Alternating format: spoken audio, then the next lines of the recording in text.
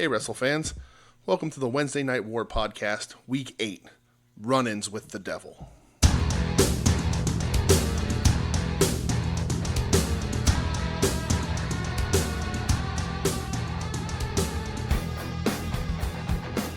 What's up, Warheads? Welcome to Week 8 of the Wednesday Night War podcast. I'm DJ. I'm here with Brett. Hi. Hello. I'm How are ready. you? I'm good, man. How are you? I'm good. Good. Lots of good wrestling this week. I'm excited. Me too. I'm legit, pumped. Yeah, I'm pretty pumped. It's Like, good. I woke up this morning and I'm like, you know what? I'm ready to record. Good wrestling does that to you. Yeah. Yeah. It makes me real happy. Yeah. What do you want to talk about? I mean, we got, what do we always talk about? Well, let's talk first about a little tidbit of AEW news, I Okay. guess we could say. All right. They announced a new week of Dynamite, but they're calling it Bash at the Beach. They are. Which, when I saw that immediately, Yeah. sirens go off, and I'm course. super pumped about it. And there was some interview with Tony Khan this week where he said, I guess it's going to be a two-parter, or maybe they're going to split the show in half. I don't know. But there's going to be matches recorded from the Jericho Cruise. Weird. And then there's also going to be, the actual Dynamite show. So we'll see how that goes. Sure. What are your thoughts on them using Bash at the Beach? I mean, it's cool. It's fond memories. Absolutely. It's not like Vince is using it. Yeah. Which is a shame. Yeah, he might, yeah. All of a sudden this summer you might hear, hey, returning Bash at the Beach. I'm shocked Cody's able to get some of these things. I figured Vince would have covered all his bases, but maybe, it's one of those things where Vince sort of overlooks what people want to do because he's like, who's going to touch me? I'm Vince McMahon. But, I mean, it's especially if Vince isn't going to use it, it's in better hands for the most part. Yeah. It's weird that they're just doing it as a Dynamite, but I don't think they're not going to be doing a ton of pay-per-views yet, and especially maybe not at all with the buy rate they got. Yeah, I saw it wasn't too hot. So, but that's cool. I mean, let's, people who remember. So, it'll be pretty cool. Yeah, I think it'll be a good time. Do we want to get into dark here or what? Yeah, we don't have any other AEW news? I don't know, do we? I don't know. I don't think so. I don't think so either. No. I don't know. I'm like... Stuff during the shows, I guess. But yeah, I feel like I'm like... It's funny because I'm like wrestling overload, but then I've just been going and watching other wrestling. Yeah, well, I mean, NXT is so crazy and the whole world is stuff right nuts now. with So, them. yeah. Yeah, let's just get into dark. If there's other news, somebody tell us because I try to keep track as best as I can, but you know how it goes. I've been working like a madman. So AEW Dark Week 7. Week 7 of Dark. What I've named Tag Team Edition. Oh yeah, it was. It was all tag matches. It was, yeah. So this would have been including a returning star. Right up your alley, my friend. Yes. On commentary, we had one and only Excalibur with Dustin Rhodes. Yeah. Dustin Rhodes, who did the whole AEW Dark, and sounded like me when we started this show. Knew 0% of the roster. Literally knew nothing. Kept asking who this person was, what the moves were. Why do they do that? You're 50. You've been in the business for 45 years. I thought it was funny when he would kept repeating what Excalibur was saying, but in a question form. Yep. I'm like, oh, Dustin. Hilarious. You get a free pass and everything, but damn, I don't know. He was just not very good. And I love Dustin. Great wrestler. Never has been a great talker. But yeah, I was just laughing because when we first started doing the podcast, I'd be like, "Who's that? Who's this? I don't know who that is." And in some ways, I still am. Like, I have to reference my notes to figure out which Young Buck is which still. But because I'll just never remember out of personal reasons and because my memory is no good. Yeah. But yeah, he wasn't very good. But yeah, he was just hilarious. Well, sounded like me. Who's that? What's this? You also paint half your face while we record the show. I do. Too. Yeah. Yes. So yeah, it's different though. I do half King Diamond, half nothing. Can I start calling you the all natural? Yes. All right, good. I prefer natural. Oh. Yes, the all natural. You're so fancy. I know. First match we had Private Party going up against the Best Friends, featuring the one and only Orange Cassidy. I love the Best Friends, but I kind of feel bad when Orange Cassidy saunters out behind them, and then you just hear the fucking place go crazy. Yeah, they get the Road Warrior pop. Yeah, he gets the Road Warrior pop, and he overshadows those guys. They're both very good wrestlers. They're both super entertaining. Chuck E. T's a guy who can do everything in the ring and be very funny. Beretta, I mean, he can go. And OC walks out, and the crowd they pop for him, blow the roof off the He jumps building. off the screen. He does. Yep. He's a star, and they clearly know it, and they love him because he's all over the social media. He's everywhere. They like him. They want to build him into something special. It thrills me seeing this still. This went about 15 minutes. Mm-hmm. Best friends got the win. Did not expect that. Me neither. Yeah. I was kind of like, why? Yeah. I don't know. I guess from a booking standpoint, I know you want to build teams up, but also at the same time, I think like they already knew that Private Party would be going up against Santana and Ortiz like the next week. Yeah. And I was like, oh, why are you giving him a loss on Dark? Dark? It's super weird, especially knowing what happens on the main show. It was a fun match. Yeah, don't get me wrong. It was a good match for Dark. Better than most matches we've gotten on Dark. Yeah. But yeah, it was weird. I'm happy. I love the Best Friends. Let them get a couple wins here, but yeah, it was odd. Yeah, it was strange. Yeah. Next matchup, we had Riho and Britt Baker going up against Big Swole and the debuting Chris Statlander. Yes. What do you know about Chris Statlander? I've heard the name. Okay. I think she wrestles in Beyond. I have seen her on Beyond. I saw her work. She's wrestled OC. Orange Cassidy. Yeah. I didn't know much. I know I've heard the name. Again, I don't keep track of these things. But I do know that she was the standout in this match. Easily. She was the best worker. Yeah. I was like, you know what? Sign her ASAP. Yeah, because she's big. She got the good look. Yeah. She looks powerful. Yeah, she was definitely 3 years in the business, I think. That's it. They were saying that's crazy. Yeah, easily out of this whole match. And it was actually not a terrible match. We've gotten worse out of some of these competitors on both Dark and Dynamite. Yeah. Yeah, it was okay, but Statlander was the shining point. Whenever she was in the ring, it was like, all right, let's watch. And even Dustin was like, who's this? I know, yeah. I like her. Yeah, I know. Who's this? Chris? I like her. I like Chris. Chris what? Chris Salamander? But yeah. She was definitely a standout. I think you can put her immediately into some good matches. If I was handing out money at AEW to free agents, I guess you could say, when she came backstage, I would have been like, "Hey, let's talk." Immediately. Yeah. Like, let's see what we can do. You know, what's your contracts looking like? Do you have contracts anywhere? Let's get you signed because you looked awesome. And I would hand Big Swole a check for her to pay me, like a bill, like here's a bill, you owe us this money, like pay to play bands. Perfect. No, like you've robbed us. Well, that's mean. I don't actually. Big Swole's fine. Sure, Riho and Britt got the win. Yep, no surprise. Nope. You know, it's a thing. As good together as they were facing each other. Yeah. Oh, God. Yep, that's giving me nightmares. Next, we had Cody's weekly jerk-off session. Yeah, it's the return of the Cody Rhodes grab someone to subtly bury the WWE. I was laughing. Last week he didn't do that. This week he did again. I was laughing because, like, they're like, oh, like, Justin Roberts, what made you feel, like, undesirable to undeniable? He's like, oh, when I got fired from WWE. I was like, dude, you were there, like, how long? I didn't know him. Well, he was there. Yeah. He was there a long time. Was like, that dude made, like, I'm sure, decent money, you know? Like, they let him go. Yeah. It happens with ring announcers. Like, just freshen them up. Like, if WWE let Howard Finkel go, they'll let anybody go. Exactly. Yeah, you know? And I don't know. I just thought this one was, like, kind of like, especially when Cody's like, yeah, he helped my wife. Yeah. I was like, oh, boy. Yeah.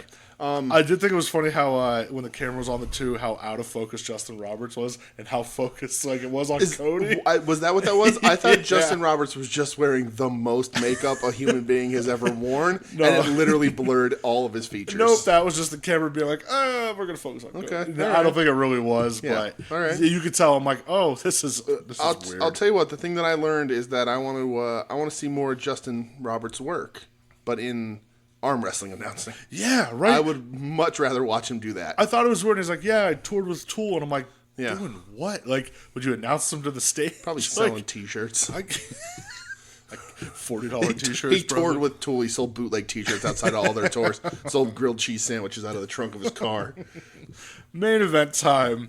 We had the Bucks. I'm mean tonight. I like it. The meaner, the better. That's. I'll tell you who I'm not going to be mean about. Linda Man. The returning. The return of Linda Man. We haven't seen him since what? What was it, Double or Nothing? Yeah.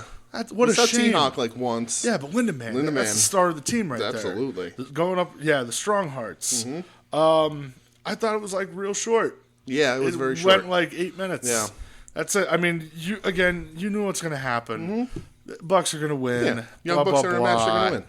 Yeah. Strong Hearts look good, though. They look great. They're definitely the better team, in my opinion. I love Lindemann. I like Lindemann a lot. I'm a big Lindemann guy. Me too. And he's a little Lindemann guy. I would wear he's a tiny guy. I'm going to buy a Lindemann shirt. All right. I would definitely buy a Strong Heart shirt. I don't know where the fuck I get it from. They have that weird, hardcore X with See? T-Hawk looks good. Just like Dustin was saying, his chops are gross. Yeah. There was one that thundered across that. Yeah. WCW thundered across the arena. They just put all the Thunders up on the network, by the way. Oh, come on. Why do I want to watch Thunder? I want to watch Thunders as much as I wanted to play the Thunder video game. Listen, okay, all right. This is gonna sidetrack real quick. When I was a wee little lad, I didn't have an N64. Okay. I had a PlayStation. Oh God! So I got stuck with all the shit wrestling games. SmackDown, Shut Your Mouth. That was okay, but I got stuck with Thunder. Okay. Because this is gonna be, this is awesome. You know what my favorite part was? Going through the screen, hitting the rant button. Hey man, this is Addicts Right. Of course. That was my favorite part. Yeah. All right, not to go off onto Brett's sad childhood. That's a different podcast we're starting. Coming soon to the soon-to-be named network. Yeah, Brett's depression. Anyway, we're gonna move on to Dynamite. Anyway, Lindemann, I legit like T-Hawk and Lindemann a lot. Yeah, they're great. Lindemann. It's just what his actual name is for whatever. He's awesome. I don't know where it came from. I love it. But anyway. He's awesome. He is awesome. AEW Dynamite. Yeah. Let's get into that. Get on to explosive things here. Yeah. We kicked the show right off, which I kind of liked. Ray Phoenix. Let me check my notes. That was Nick Jackson. I'm so proud. Look at you knowing things. I couldn't write it down until I wrote it down so I would know. Did you notice when the headband came off and then you're like, it's Nick. I don't. I know that there's one whose hairline is marching very swiftly to the back of his neck, but I didn't know until his name came across the screen. So I was like, I gotta wait. I was watching, and I'm like, all right, I gotta write this down so I know which Young Buck this is because I can't tell them apart. I know there's the bald one and the slightly less bald one. Yeah. That's all I know about them. Well, this was the first match. I don't know why Matt wasn't there. Did they say he's medically not cleared? Apparently. So they say with the attack last week which hey, good to see at least one half of the Bucks is selling it because Nick came out skip hopping and jumping. I'm like, dude, what happened a week ago, man? Your knee got destroyed. Come on, brother.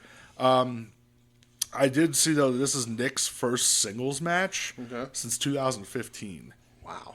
I guess he worked New Japan Best of the Super Juniors. Okay. So, I mean, that's over 4 years now since he's had a singles match. Well, which is kind of, I mean, I get it, you book the Bucks, you're getting both. You're successful as a tag team. That's what you are. This match went 12 minutes. Okay. Phoenix got the win. What a hell of a way to kick off the show. Yeah, it was good. I thought it was awesome. It started too choreographed for me, doing the same moves over and over, that kind of thing, which is fine. It's what they do. It's what people like. It's a style of wrestling that I don't particularly like. When it's done really well, I don't think that either Jackson, which one is this one again? Nick has the ability to kind of pull that off very successfully. But it was just the beginning, and then it went on, and it was really good. It was for that kind of match. It was really good. It was kind of funny, certain spots. I was like, "Oh, this is what he normally does here," to a moonsault to the outside, and I'm like, "Oh, now he's just on the apron. What does he do now?" You know, so it was kind of weird that way. I think it made sense. Phoenix winning. He's a more experienced singles guy. Sure. Question for you though: seeing Phoenix work solo, yeah. down the road, do you want to continue to see Lucha Brothers? Or do you want to see what Pentagon and Phoenix could do separate? And just kind of have them watch each other's backs, I mean, they're the best tag team in the world. Not the best, the best, the best. Okay. But I think they're the best tag team going. Okay. But man, Ray is so good. And Pentagon's very good also. They're different styles. Yeah. Ray Phoenix, for what he does, the style that he wrestles, is head and shoulders above anybody else, at least on that roster, if not most of the people around the world. He's fantastic. He's entertaining. he's almost magical in some of the things that he can do. It's wild. I don't know that I want to see them not be a tag team, but I mean, I wouldn't complain. Okay. I think he can have some good matches with some other people. I don't know who in AEW. I don't know if there's a ton of people that can keep up with him. Yeah. I don't know that I necessarily want to watch him wrestle Moxley or Jericho. I want to see him Pac. Oh, yeah, that would be... When I was watching him last night, I was like, I'd like to see him versus Pac. Yeah. Just to see this wild shit that they do. Yeah, it would just be in the air. I don't know if they'd ever touch the ground. Yeah, I mean, I just love the shit what he does with On the Ropes, and I'm like, man, he's smooth, he's fun. Again, it's high praise. It's probably a little hyperbole, but he does remind me of Mysterio. He has a lot of that sort of he's not as good as Ray. I mean, Ray is arguably the best ever at that kind of thing, but he gives me that same sort of feeling that when I first saw Ray in ECW, then WCW, wow, this guy can do a lot of stuff that other people can't do. Yeah, I agree with that. So this is when Ray was tiny, not all jacked up. He's still great. Yeah, but Ray in the purple outfit wrestling Eddie Guerrero. Yeah, kind of Tiny stuff. Ray versus Psychosis. Yes, yeah, I'm with you on exactly. that. Next matchup, we had Britt Baker going up against our girl. Yes. Hikaru Shida. Was this a number one contenders match? They didn't call it that, but they were number 1 and number 2 in the rankings. So it would make sense if you're going off the rankings here. This went about 10 minutes, and Hikaru Shida got the win. She did. Happy to see her. Didn't think she was back when she left a couple weeks ago. She's going back to Japan. Yeah, I know she's but I think she's in the process of moving over here full time, which is cool. It's great. I mean, she's easily my favorite woman in their roster. I agree. She has the most entertaining matches. She has a good look. Her stuff looks really good. And she got probably Britt Baker's best match out of her. I thought so. I thought it was easily Baker's best performance. Stuff was happening in the match where I was like, wow, Britt looks good. And it's hard to tell if that's Britt's getting better or... Because, I mean, clearly they love Britt. She's been on every show. Yeah, I mean, she's going to be one of the focal points going, I think, always. But... so is it Britt's getting better, or is it that her opponent was that good that she can make her look that much better? But yeah, I like Shida, and we got another broken nose this week. Yeah, that's right. I'm all about it. I didn't quite say it didn't look that bad. I think it's just hard. a little noise. pop. That's but all. maybe Britt will cut a promo next week about how sloppy she is and she shouldn't be a professional wrestler anymore. Yeah, Britt also needs to work on her long game. She got a little tired towards the end. Yeah. Kind of gets lost on how to put a longer match together. Kind of can't figure out what to do when she's already done the stuff that she knows.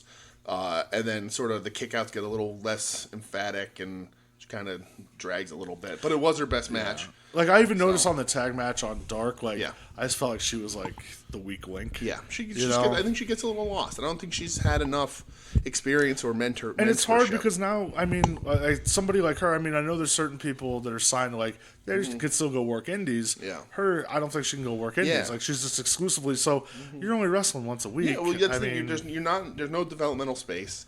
You're not wrestling house shows to get this stuff ironed out. Yeah. You're driving to a town for one day a week.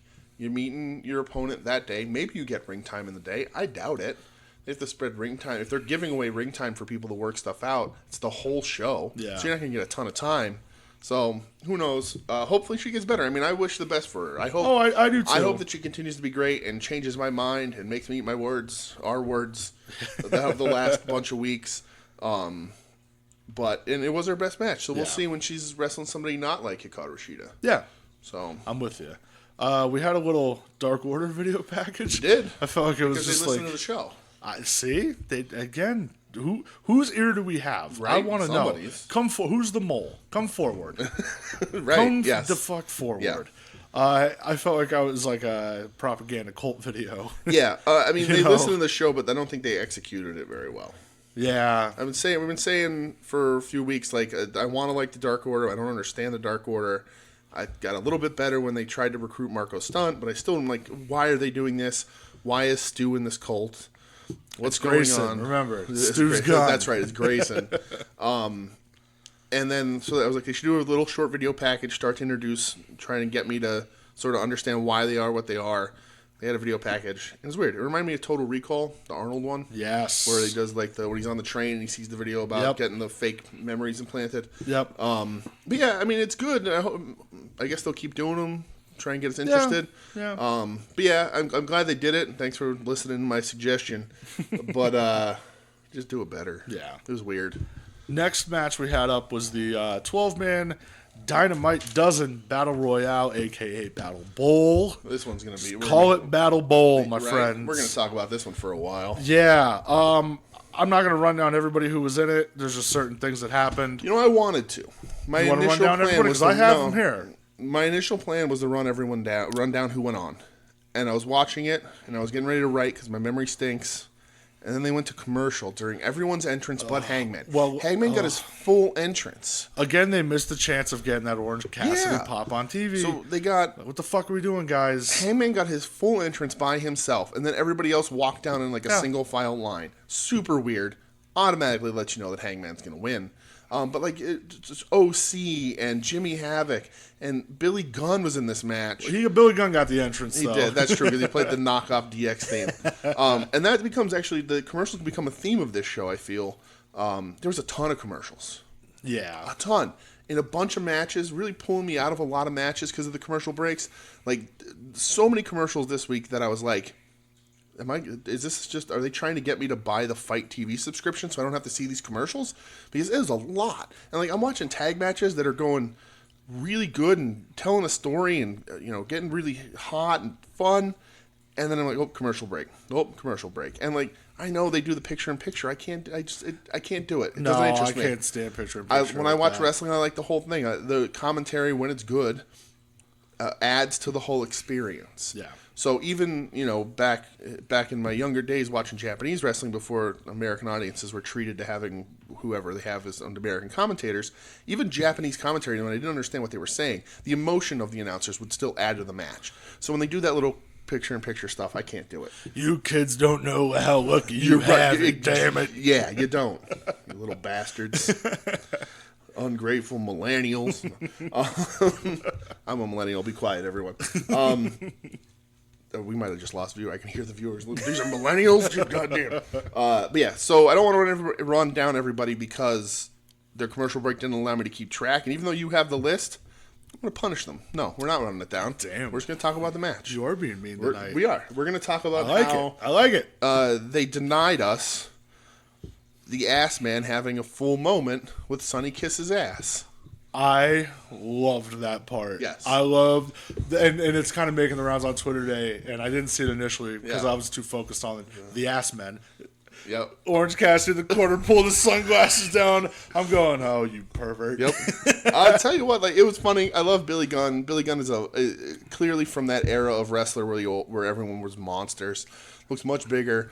He's like, however old he is, in his 50s. He's in his 50s. You know what, though? One thing about him, like, he gets it, though. Yeah. He gets the younger, 100%. He gets the younger generation. Mm-hmm. He's not one of these, like, oh, fuck these kids. Yeah. Like, no, he gets it and he loves it. Dude's an underrated wrestler for sure. And so it was fun to see him. The Sonny Kiss thing was really funny.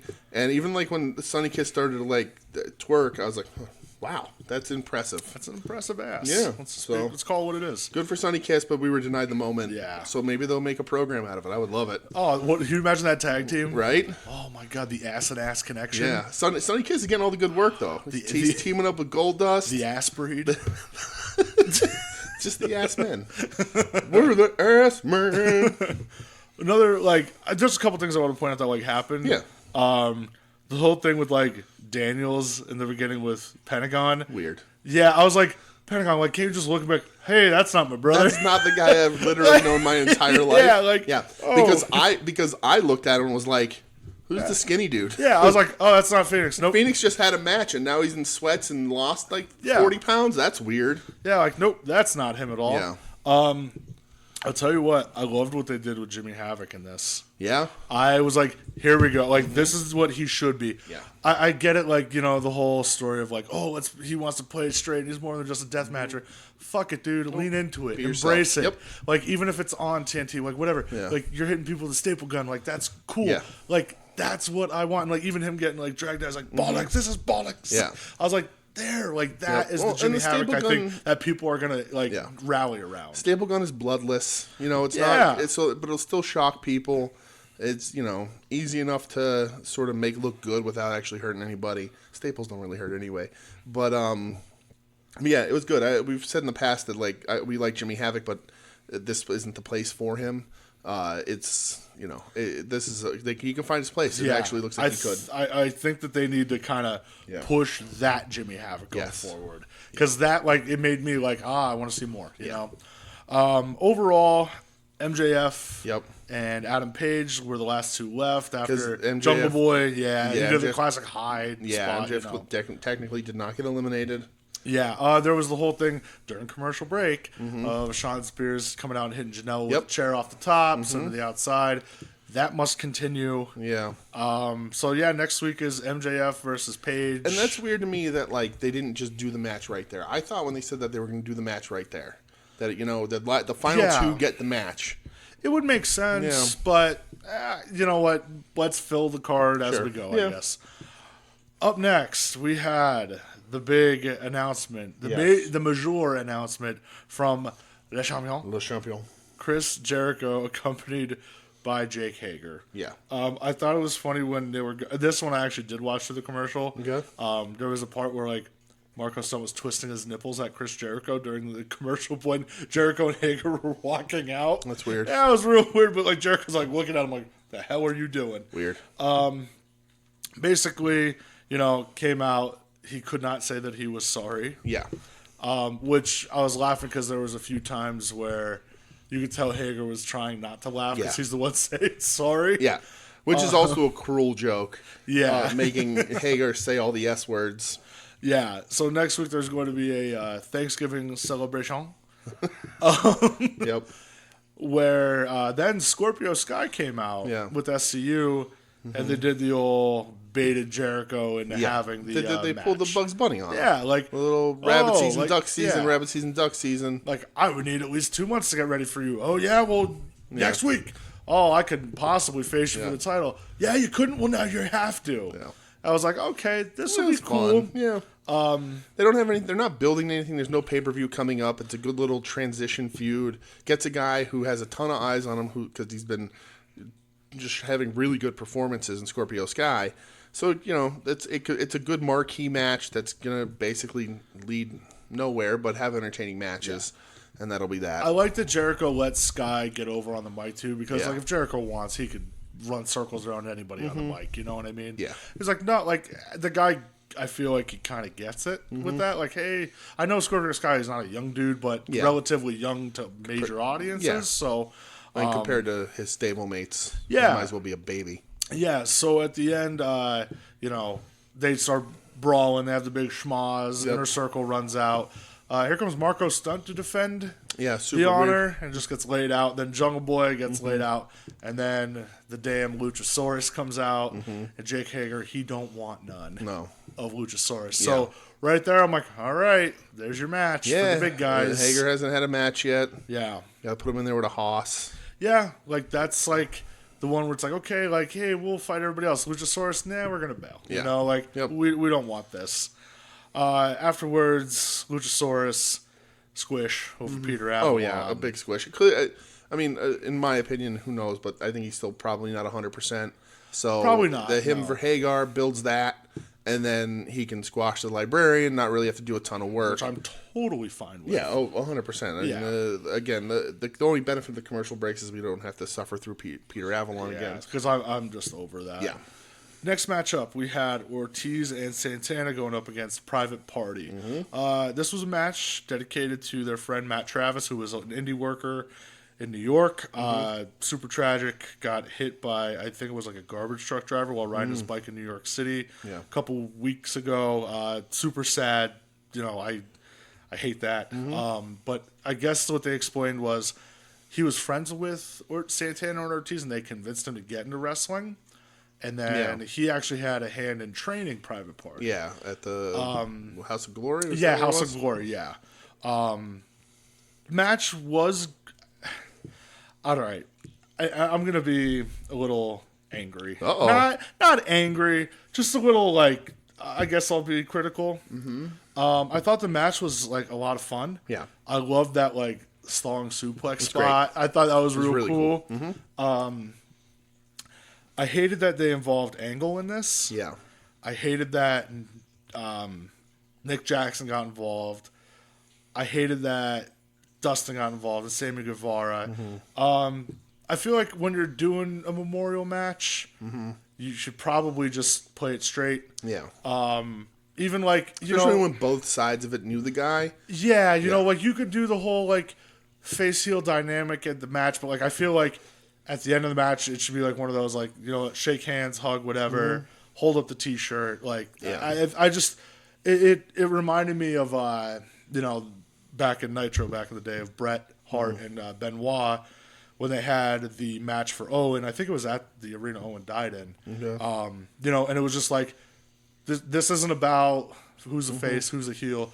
It's just a match. It was a great match. If you ever want to go back and watch it, I suggest it. You know, they just hugged at the end, and that like it was for the person who's no longer with us. So getting like all the shenanigans as part of it, I hated it, honestly. Okay.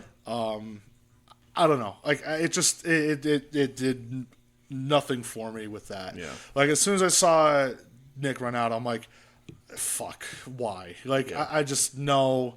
Again,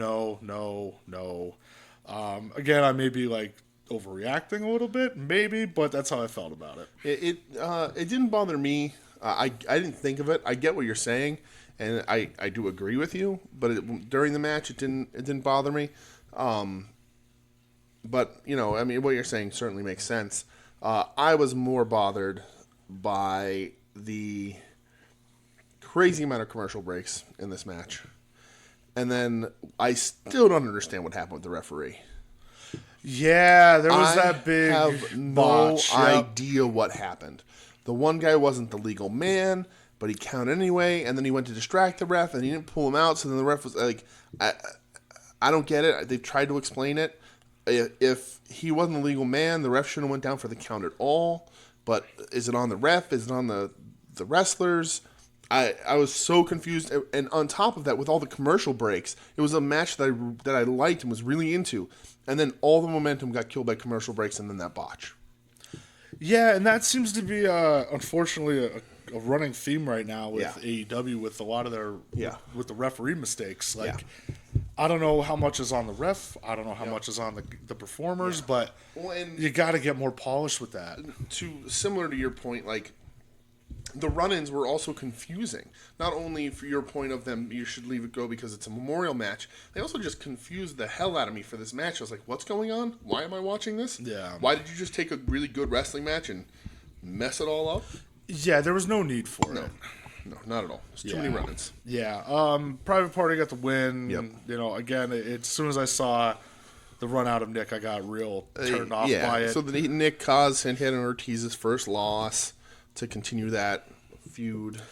Yeah, I get it from a storyline standpoint. I totally get it, but like just for my own personal preference, I don't know. Memorial matches, I feel like don't fuck with them. Let them just let them be what they are. You don't need to have kayfabe, brother. Like no, like let the guys have their moment. Let them honor their friend. Like let that happen. Next week, they announced so far you're gonna have Paige MJF for the Diamond Ring Battle Bowl winner. Yep. You get the rematch of Pac Omega, which sign me the hell up. Yeah, I'm all right fine. with that. Jericho versus Scorpio Sky for the AEW title. Yep. And Cody's return. To wrestle, he announced today, too. Oh, he's going to wrestle? Okay. Yeah, he announced today he not only will be returning, but he will be wrestling. Okay. They did that little video with Omega working out, blah, blah, blah. And it was too goofy. And boy, that eye really looked a lot better this week. Oh, yeah. I mean, that was a shade of black last week. Three quarters of his face last week, and now it's just a tiny little line. Boy, when he was laying down on that bench, like those marks on his back, must have been fine. You think you sweat on the bench, just leather, like grind it in a little bit? Think No, that he's would good. hurt a little. He's good. Good for him. It's just too goofy. That dude's not a good promo. He's goofy. They need to rein him in. Yeah. I don't know. I don't like it. I mean, I like Kenny to a point as a wrestler, but as a promo, I don't get it. Sure. Main event time. Main event. Darby Allin, who got carried out in a body bag that said Mox on it, going up against John goddamn Moxley. Yes. First thing I noticed, like, when they both came out, the crowd was just, like, ready for it. Yeah. One thing I will say, and I should have brought this up earlier, Jesus Christ, did they jack the noise up on the crowd this week. Yeah. I had trouble hearing the announcers for, like, honestly, a lot of the shit, and I was going to text you because I watched AEW afterwards and be like, hey, did you, like, have trouble with the announcers? Because, like, the crowd was so, like, loud. I'm like, dude, all right, like, turn it down a little bit, guys. Yeah. Like, I need to hear what these guys are saying. But anyway... They're like the Philadelphia Eagles. They're piping in crowd noise.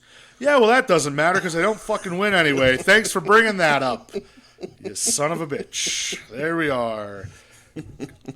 I just want a wide receiver that can catch the damn ball. I know. I'm not sorry. Jordan Matthews. Fuck. Anyway, John Moxley, Darby Allin. Yes. This kicked ass. Yeah, I mean, it was the match everyone was looking forward to. It was just... It's pretty much why no I breaks. picked to watch AEW first. Is, I just wanted to see these two guys beat the crap out of each other. And they did. And oh yeah, absolutely. They certainly did. I think Mox probably did a little bit too much of the beating. I think they could have made Darby look a little stronger. I agree, but at the same still really time, good. I agree, but at the same time, like, you're building Mox up as this guy that's like kind of like unstoppable. You know what I mean? And I liked it. I mean, because he did sell for Darby. Like, Mox didn't even get in the ring, and Darby was already all over him. Yeah. And he sold for him. Yeah. But you're also kind of building Mox as that like Terminator type guy. Like, do what you want. I'm just gonna keep moving forward. But Darby also is sort of that I take a beating and I don't stop kind of thing. Like, you need to kill me to keep my shoulders down. Yeah. Well, you almost got your wish because that finish. The end of the match. Oh, daddy. Yeah. For argument's sake, okay, I'll say he hit him with an avalanche paradigm. I mean, there's no arguments. They could happen on an AEW show. It's the paradigm shift. Still a Death Rider to me. Damn it. Well, I mean, you're entitled to be wrong. I mean, hey, you know what? You're entitled to be wrong too, pal. But I'm right. No, you're not. I am. Just stop it. Listen, just when you think you have the answers, I change the culture. All right. All right. No, son everybody, of a bitch. welcome. Thank you for listening to the last episode of the Wednesday Night War podcast. This has been fun. And now we're bringing Phil into it. Oh, Philly Phil. Moxley got the win. Yes. It was like 10 minutes, but it kicked ass. They They just beat the shit out of each other. That's what I wanted. The coffin drop catch into the sleeper was really cool. The one thing I laughed about, so in the beginning they did a little extended video package for Darby where he's on stage with a band. Do you know what band that was? I have no idea. but and finish your thought. All right, so they zip him in the body bag and they push him out onto the crowd to crowd surf away, and it's like this really cool shot of him getting carried out of the arena with Mox on top of the body bag. They desaturated all of it, so it's all in black and white, but just the orange letters of Mox. But either he got put into the crowd facing the wrong direction, or they didn't think this through. But from where the camera angle was, Mox was upside down. So, like, as he's moving through the crowd, you can kind of not read it. And you're like, oh, that's weird. They probably wished it was turned so that you can read Mox. And then he came out, and he was carried out and laid down and came out of the body bag. So the guys that carried him out, yes.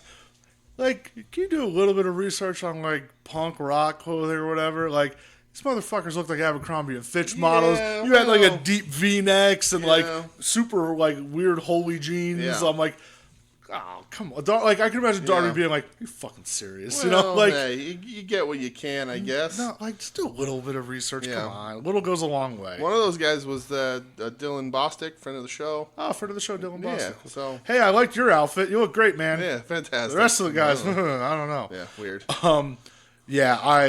It was just a full-blown fight. Moxley got the win after he nearly killed him. Yeah, even Shivani was pretty sure that Darby was dead.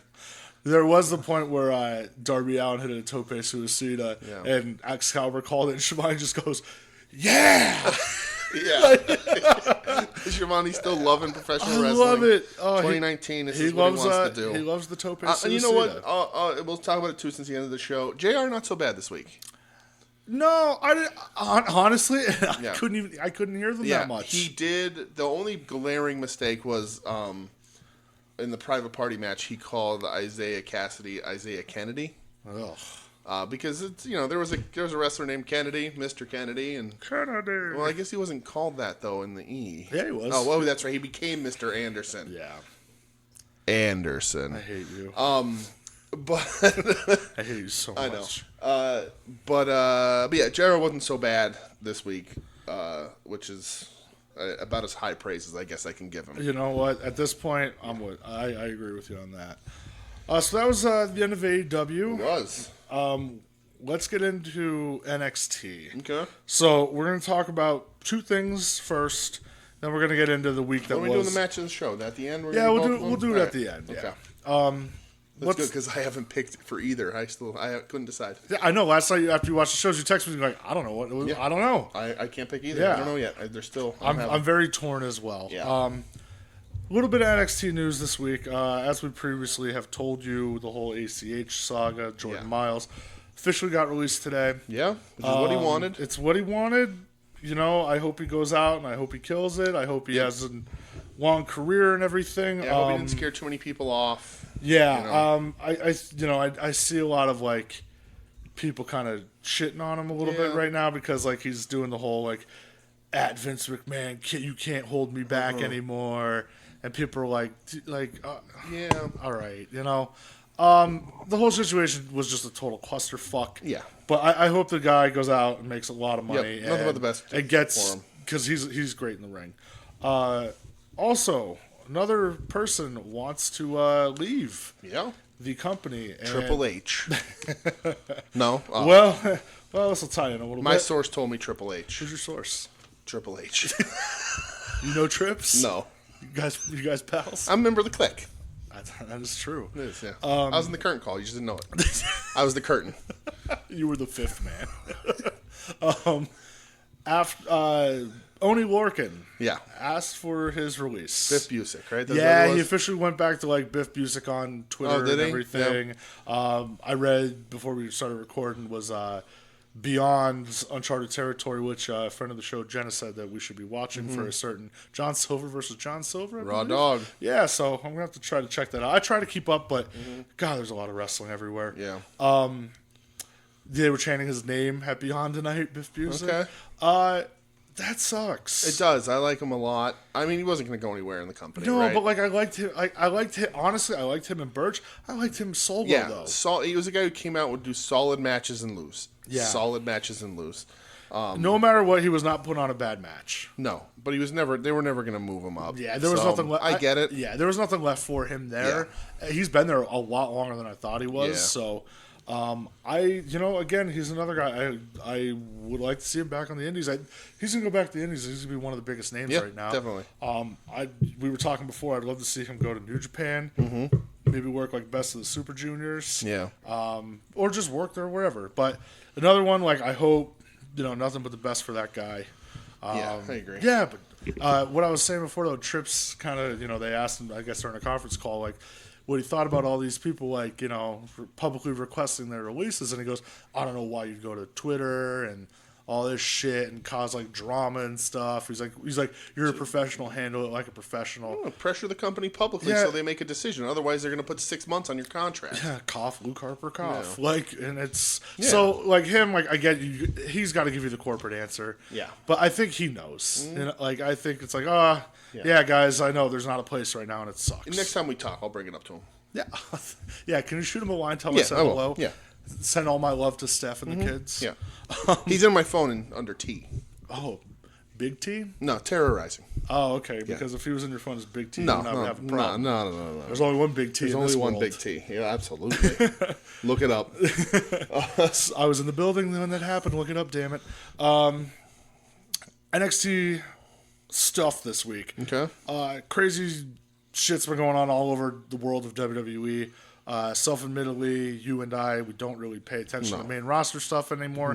Unless I read something where somebody's like, hey, check this out, it's real cool. Yeah. Or if I'm just like bored at home and there's literally nothing else to do. Yeah, so there's TakeOver and a pay-per-view this weekend, so this is the last week of crazy build-up for all three brands clashing. Yeah, so SmackDown and Raw, they had like the typical people were showing up. Raw ended with a big schmoz of everybody fighting everybody. Yep.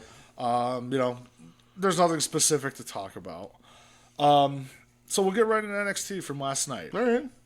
Show kicks off with Becky Lynch. Yes, the man. Walking in and out into the damn building. Yep. I thought it was kind of a funny reaction she got. Yeah. She was getting a lot of cheers, but there was some boos too. Sure. Which I was like, okay, the crowd, they're just loyal to NXT and you're no longer there anymore. It's true. I mean, you came from there, but you're not Yeah. there anymore. And like you could even tell like when the fans started chanting like Shayna's gonna kill you, Becky's like, all right. Like, oh, this is kind of weird. Yeah. So she basically says, I'm here to fight. Let's fight. I like Becky a lot. She's killing it. She's been killing it. She's one of the people that if I watch the main shows, I'd watch for her. I just don't have the time. I like to do other things. That's as much how as I love am. wrestling, I like to do other stuff. Same. But yeah, I like Becky Lynch a lot. So I was happy to see her because I don't get to see her that much. Yeah. So Yeah. Well, she wanted to fight Shayna, and out comes Rhea Ripley. yeah, Basically just saying, all right, you want to fight? Let's go. There was the chance of Rhea's going to kill you. Yep. So when Becky was like, all right, I was like, okay, here we go. I guess we're doing this right now. I guess so. Becky versus Rhea to kick off the show. Yeah. Went about 10 minutes, ended in a schmoz. Mm-hmm. Yeah, was there a finish? No, Shayna and her pals so. came out and just started beating them both up. Afterwards, Becky and Rhea kind of teamed up, chased them off.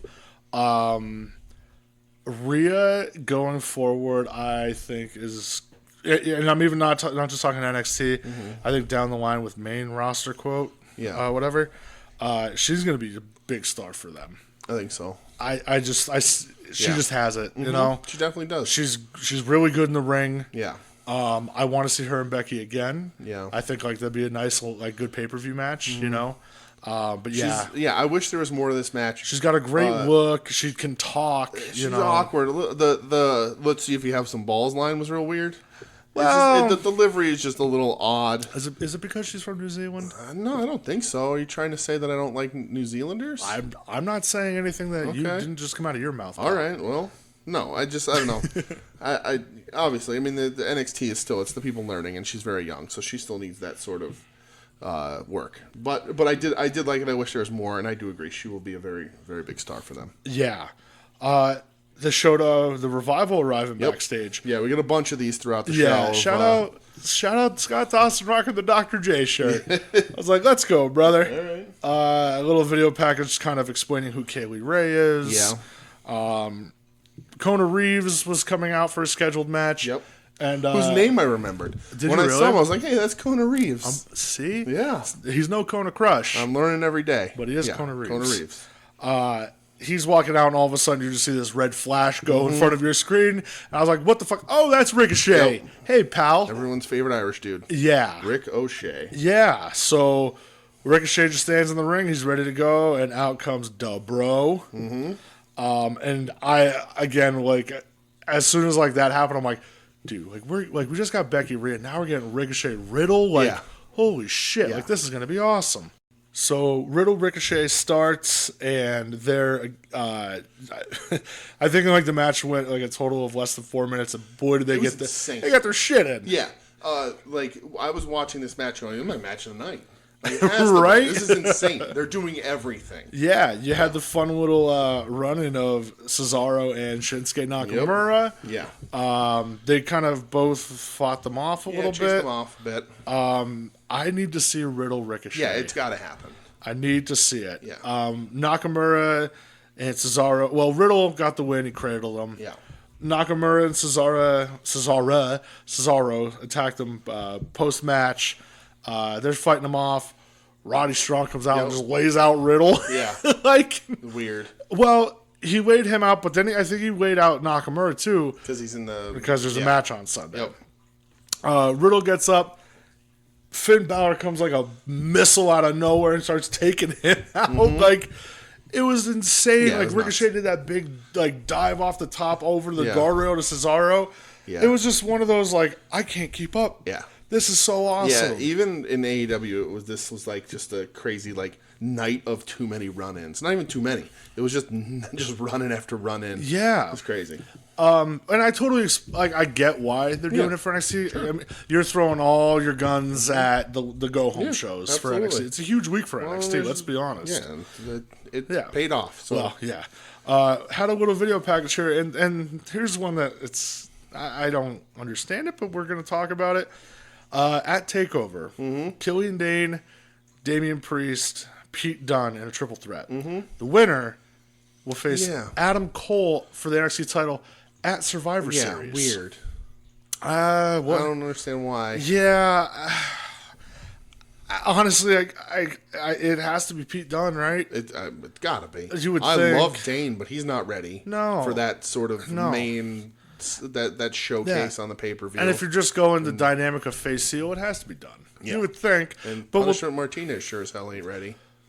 We'll talk more later. Yeah. Next up, Undisputed Era going up against the Revival. Yep. Holy shit. Yeah. I mean, just as perfect of tag team wrestling as you can possibly get, really. You know, when I was watching this, so it went 25 minutes.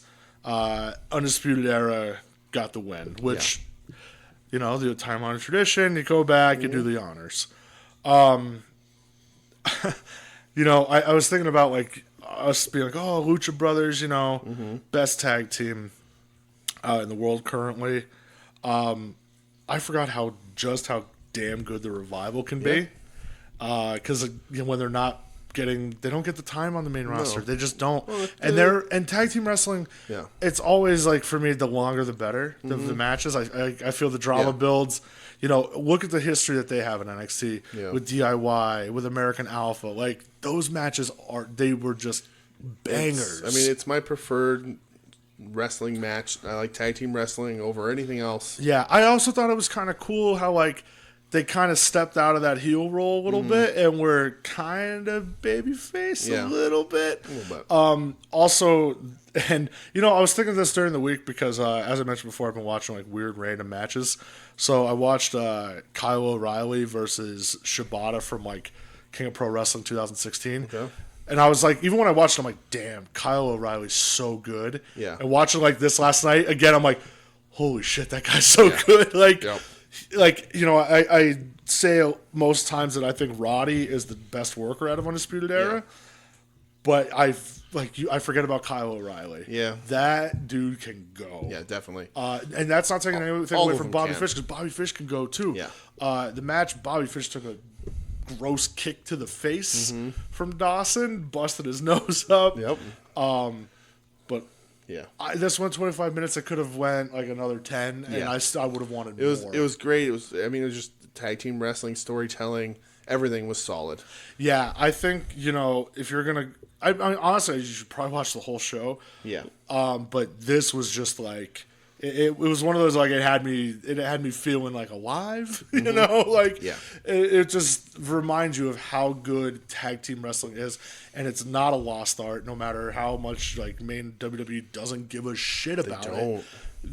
Like this shows you like like this it's just, oh man, I want to go. I might go back and watch it again, to be honest. That's how good it was. Yep. It's getting towards the end of the year, so I like to run back through some stuff. And this I will be watching again. What did you think about it? I mean, I loved it. Yeah. I mean, I knew you were going to. Tag team wrestling is what I love, right? And I love wrestlers like those guys. The Revival are the kind of, you know, I mean, I've said it from the beginning, not on this show, but just in life. Like, they remind me of the Brainbusters. I think that's the point. Yep. Right. And that's who they are. That's the point. You know, they're just solid guys. They're good wrestlers. And Undisputed Era also really good wrestlers. These are guys that have made most, if not all, of their money in professional wrestling in tag teams. Yeah. I'm more familiar with O'Reilly and Fish than I am with the Revival outside of WWE. But like, man, like they know how to do it. Yeah. It's wrestling that's good. Like I said, I love tag team wrestling. Immediately I was just like, is gonna be hard for anything else to be match of the show. And like, I watched this second, so I'd already watched all of AEW, and I was like, it's a close one. I don't know what could possibly be better.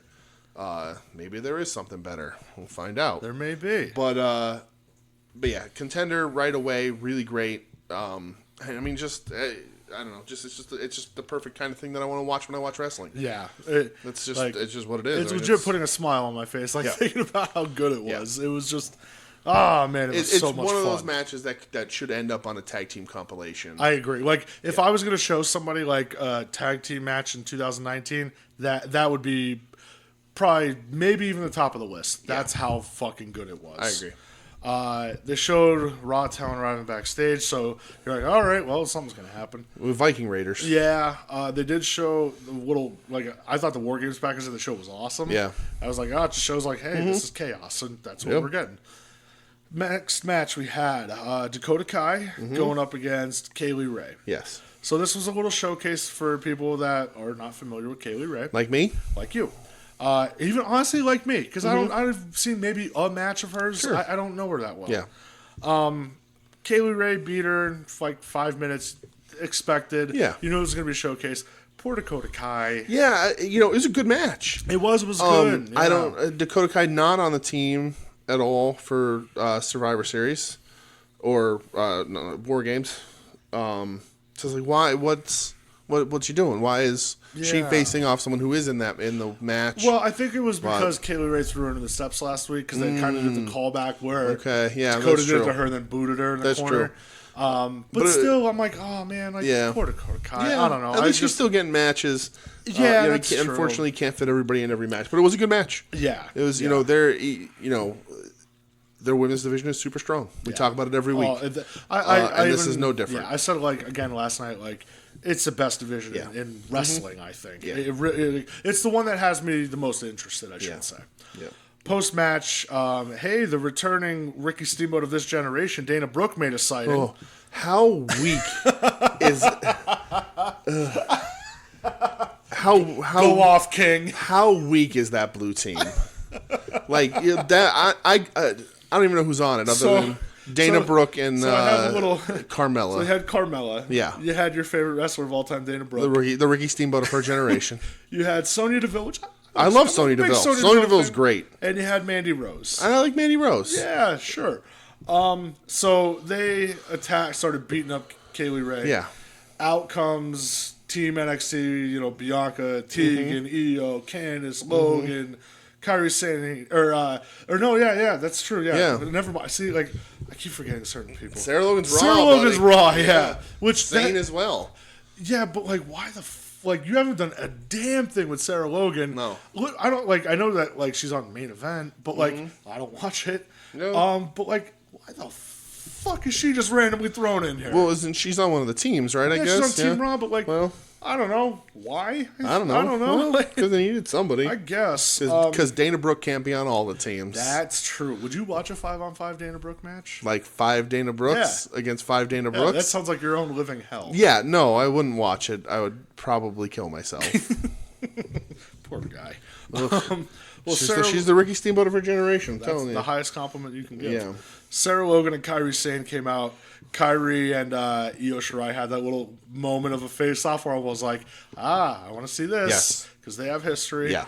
And then Nikki Cross came out. She's on SmackDown, I guess. Yeah. And she just beat the shit out of everybody to the trash can. And the place went nuts. Yeah. They love her. Yep. She was great in NXT. She was, yeah. I don't think she never got to hold the belt. No. But the place, they went nuts for her, which I thought was awesome. Again, the whole segment, it's just crazy. Yeah, just, again, the night of run-ins. Yeah. Yeah. Next match, Viking Raiders, War Machine, War Raiders, call them what you will. Sure. Viking Experience going up against the Forgotten Sons. Of Anarchy. I didn't care. It's weird. So, I thought it was good, but, I mean, it's hard to follow the last tag match, and I did really like this match, to a point. But the Forgotten Sons are just there. Yeah, they're not being effective with them. Yeah, I think they have good looks. I think Riker looks like a badass. He wasn't in the match. He was out, but he wasn't in the match. He's a monster. But like the reason why I liked it so much is because Haas, Ivar, just doing springboards and shit. Yeah. Like just doing the back spring elbow, doing the cartwheels, doing all that kinds of crap. About springboarding off the bottom rope and stuff. Like just big old Haas in there doing stuff, looking good. I like my Haas battles. Same. So. The DVD on the apron was horribly unsafe. Yeah, I was like, oh, you just put all the weight on his lower back. Yeah. That's not good. Yeah, horribly unsafe. But I did like it because I got to see a Haas do some fun stuff. Yeah. But yeah, I mean, it's just, especially up on the card over the match with, Revival and Undisputed Era. Hard to follow. Probably would have been looked at a little better if they didn't share a card and weren't separated by just a match, basically. Yeah. A short match at that. But I did like it. Yeah. I like Viking Raiders. Yeah, I mean, I've liked Forgotten Sons. They're just there. I don't know. They haven't done anything meaningful with them, but they need them to fill the roster spot for some stories, so they just put them out there. Yeah, I mean, I liked Viking Raiders in New Japan. I liked them in Ring of Honor. But yeah, it existed. Mm-hmm. Main event time. Yeah. Adam Cole going up against Donovan Dijakovic. Mm-hmm. This is for the ladder match. It is for the advantage of the War Games match on Saturday. Yes. Cole got the win. Mm-hmm. I'm not surprised. Heels always get the advantage. Of course. That's the way things have got to be. That spot at the end where Dijak fell off the ladder and went through the other ladder, that was gross. Yeah. Both of these guys, Cole more so than Dijakovic, taken these kind of bumps a few days before they have back-to-back high-level shows. Yeah. Takeovers are huge shows for NXT. Of course. And then they're going to be on a pay-per-view, sharing the stage with the main roster. Probably for a good chunk of the audience, getting some exposure they have yet to have gotten. Because you can tell in the ratings that not everybody watches NXT. Yeah. So, taking these bumps, I'm like, guys, I love it. And I get it. You want to go out and give the best match you can. You don't want to disappoint anybody no matter what the day. No matter what the show. Of course not. But I was like, these are some scary bumps for having two big high-profile matches that if you get hurt, you can't continue on these things. Yeah. But it was a fun match. It was to the point. They didn't make it too long and just went with it. It went about 10 minutes. This is my favorite Dijak match so far. Yeah, it was good. I thought, it's funny, when him and Lee got away from each other, I was like, I like the both of you now. I don't want to see you guys work anymore. But Lee, he's been awesome. But Dijak too, I'm like, all right, I like this match. It's wrestling Adam Cole. I mean, well, and that's also true. That's he can't have a bad match. I think. End of the show, Undisputed Era come out and they get surrounded by Raw and SmackDown. Mm-hmm. And I like how they're just on the ramp and they were just looked at each other like, fuck it, and just started swinging it at everybody. Yep. Huge brawl. Drew McIntyre. Yeah. Slid into the ring and hit Dijak with the Claymore. Mm-hmm. Dijak sold it like a motherfucker, too. Yeah. He did the flip bump. I was like, there you are. Yeah. Who else? Oh, then Keith Lee showed up. Hosses everywhere. Yeah. Hoss after Hoss after Hoss. He showed up and just takes out Drew, and I'm like, hell yeah. Ivar got in the ring, and I liked how they just looked at each other and were just like, we're both big. Let's just dive on these guys. And sure enough, they did, and they take everybody out. So Cole's just standing in the ring kind of by himself. Yeah. And then here comes Seth Rollins. Yep. The first ever NXT champ. Mm-hmm. Super kicks Cole, lays him out. The crowd. Chance Seth's not cool. Yeah, and just booing the living shit out of him. The thing that confused me is when Seth got in the ring, he started... At first, when I saw it, I was like, is he loading the boot for the Sweet Chin music? Well, that's what he does now for the curb stomp. Okay. Yeah. But then he was trying to get them to chant "Burn It Down," but it's 3 syllables, so it's also the same cadence for NXT. Yeah. So I'm like, wait, is he turning? I'm like, is he going to chant NXT here? I don't understand. And then the crowd was like, no, we don't like you. Get the hell out of here. Well, you know what? It's funny that you mentioned about him turning because Ciampa's music hit. Mm-hmm. And Ciampa slowly came out, murdered Cole with a knee on the outside. Yeah. Got in the ring, and when they were standing there, I was like, is Seth going to join Ciampa's team for War Games? Because they still don't have a fourth. No. And I thought like that would have been kind of, because you know what? Like, I know this isn't, well, it's not really related, but we'll talk about it. You know, Seth's been catching a lot of heat lately. Yeah. From a lot of different people. I watched Punk on... He's a bonehead. Well, I watched Punk on backstage, and like, you know, they did the whole thing where Seth called him out on Twitter or whatever. Yeah. And they said to Punk, like, oh, like, what's your advice? And Punk's like, I'm not here to like shoot your little angles. He's like, here's my advice: stop tweeting. Yeah. Like, he's like, you're not doing yourself any favors. Yeah. And at the end, like, he did cut a promo against Tom Arnold or whatever. And because Tom Arnold like made a comment about Punk or something. Of course, relevant. Yeah, well, and Punk like said something. He's like, you know, stop mentioning my name to try to be relevant, Seth. I mean Tom. Yeah. It's shit like that, though. Like, that doesn't do Seth any favors at all. Because let's just be honest, most of wrestling, they still adore CM Punk. Yeah. It is what it is. Well, regardless of your feelings about the guy, there's a reason why they still chant the dude's name. Yeah. I'm just going to say Seth has worked really hard to make people not like him. Yeah. And he's overcome some stuff that, you know, a lot of people couldn't overcome. Like years ago with the photos and the dating a neo-Nazi. Yeah, and when he blew his knee out. Yeah. Like, I'll be honest, dude, like, when that guy blew his knee out, I watched his, like, rehab special on, like, on the network, and I'm like, I don't know, it made me like the guy, just seeing, like, how hard he worked, you know? Because he could have easily been like, nah, I'm done, because he completely blew his knee apart. Yeah. But, like, shit like that, like, it made you like him. Yeah. The stuff over the last few months, if you pay attention to Twitter at all, whatever. I don't know. He's an idiot. I don't even pay that much attention, and I know the stuff that he does. Like, it gets around, and he's never been on the top of my list anyway. But to bring it full circle, like, I thought maybe him like teaming with Ciampa, I thought that would have been kind of like a crowd would have went nuts. It brings Seth kind of back in good favor a little bit. I thought that would have been a cool idea, but the show just ended with them just kicking the shit out of each other in a hockey fight. So we still don't have a fourth. No. For Ciampa's team. I guess we're going to find out on the show. On War Games. Yeah, I was kind of surprised by that. So I guess it's going to be a surprise Saturday. It still makes me think it's going to be Velveteen because everybody still thinks he's hurt. And maybe he was. Maybe they extended the injury to work this out. It would make sense of Velveteen. Who else is on the roster? I don't know. Well, and that's like a thing where it's just like, oh, like Saturday could Rollins show up and be like, you know what? Like, I respect you, like, for fighting me. Like, let's fight together. Yeah. Still, I think the crowd would fill his spot though, right? Isn't he on the? Well, that's Survivor Series. Though. Oh yeah, that's so true. that's why it's like, we've been having this crossover. Maybe bring him back. I think it'd be a cool moment for the crowd. The crowd would accept him. You know, they're not gonna boo him with that. So, but yeah, that was the end of NXT. So. Let's talk first here about. I'll kick it to you first. I want your match of the night. Okay. And then I want your show of the night. Okay. Well, match is my AEW match of the show is I don't know. I was thinking about it. There's some stuff I really liked because I did love that battle royal. I'm a sucker for battle royals.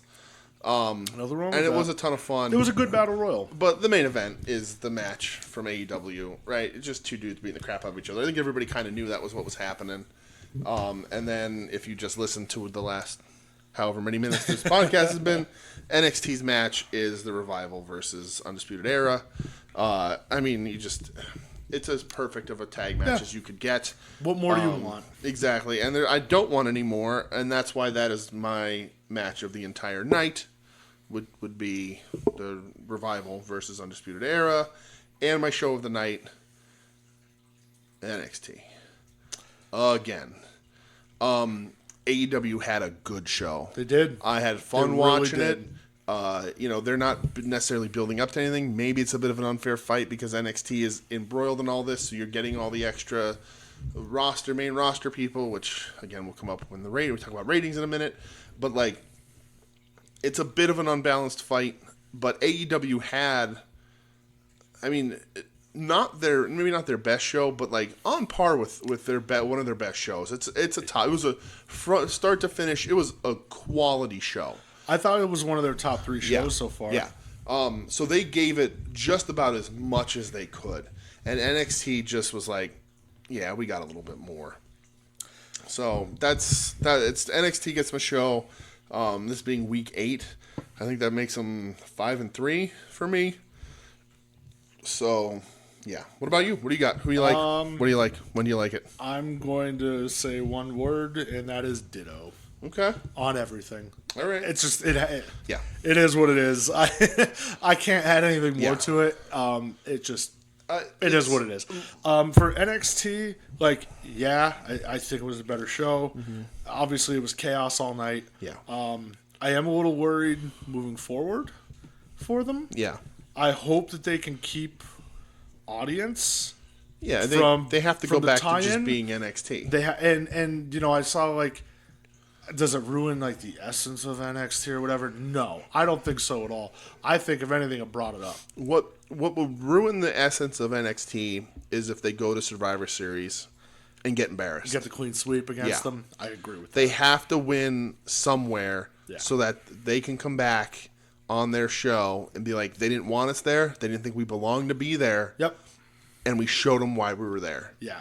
And that's how you keep that momentum going. Yeah, I'm with you on that. So, I agree completely. It was hard for me. I still, I write down my matches and stuff, like what I like what's my match of the nights and stuff. And they're blank. They're still blank. I didn't fill them in. This is just from us talking about it right now because both shows had a ton of good stuff. It's for argument's sake. It was a lot of fun. I can, I think if you're gonna watch, if you're like, oh, I don't have all the time. To watch all the wrestling that's happening, so on and so forth.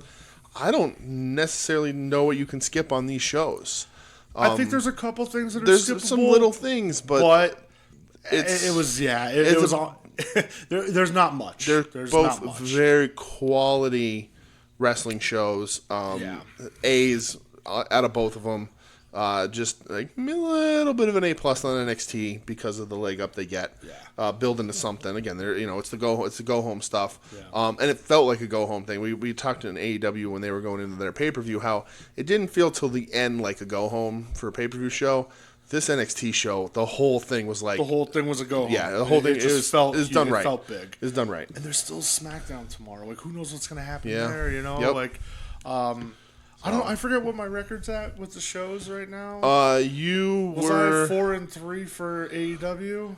I think so. I picked NXT 1 week. Yeah, more you're than 5-3. Mm-hmm. So I'm now 4-4. I think yeah. it's even so far. Yep. All right. Let's talk about it real quick. Okay. We're going to run down the card this weekend. Okay. I got the matches, so you don't have to do the hard work. We don't want to do ratings first. Okay, you're right. I apologize. Ratings first? I'm jumping the gun. You're jumping the gun. I'm shooting, brother. I even wrote them out all fun, nice. No, look at you. Nice for this week. Proud Usually of I just look at my phone. All right, so ratings. There's why I interrupted him to get into it. Is that the streak's over?